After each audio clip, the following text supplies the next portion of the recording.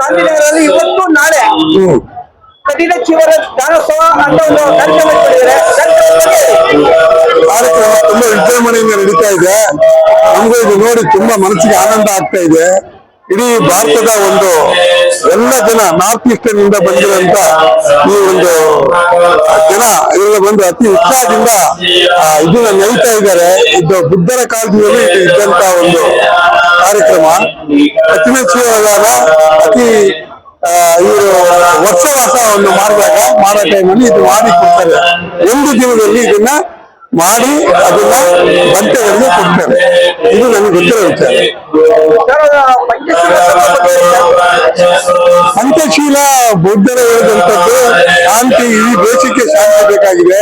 ಇವತ್ತು ಬುದ್ಧನ ವಾಣಿ ಇದೆಯಲ್ಲ, ಅದು ಇವತ್ತು ಎಲ್ಲಾ ಕಾಲಕ್ಕಿಂತಲೂ ಈಗ ಅತಿ ಮುಖ್ಯವಾಗಿದೆ. ಪಂಚಶೀಲದಲ್ಲಿ ಎಲ್ಲ ತರ ಒಂದು ಸಂವೇದನೆ ಇದೆ. ಎಲ್ಲರಿಗೂ ಒಂದು ಶಾಂತಿ, ನೆಮ್ಮದಿ, ಎಲ್ಲರಿಗೂ ಒಂದು ಸಂತೋಷ ಸಿಗುತ್ತೆ.